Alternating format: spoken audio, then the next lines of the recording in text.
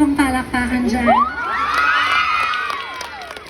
Wala po bang hiyawan dyan? Wala po bang pagkain dyan? Hep, hep? Hooray? Saan ka punta? Maraming salamat po. Many has been part of history, but only few can bend history itself. On this night of spectacle and this public display, we transgenders bend history. And that will forever be our story. Maya pabengi po kaya kayo nga, ano should I say? A pleasant evening to each and everyone. To the honorable panel of judges. Ma'am. And to everyone who is watching, magandang gabi po. Si Annie before you is a fresh and innocent. I am a 24-year-old stunner and I hail all the way from the melting pot capital of the Philippines. Your gateway to the north. I am from Paniki, Tarlac.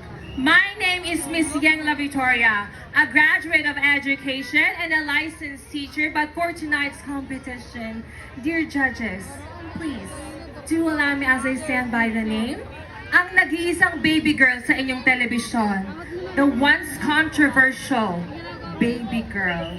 Bakit di natin sabay-sabay palakpakan at hiyawan ang nag-iisang umagaw sa pihikang puso ni Daniel Padilla? Miss Andrea Brillantes. Palakpakan naman dyan. And Miss Andrea Brillantes, nag-iwan po sa inyo ng isang kataga.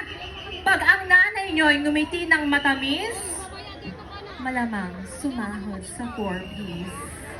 Pero pag si nanay palaging galit, sigurado natalo yun sa tong-it.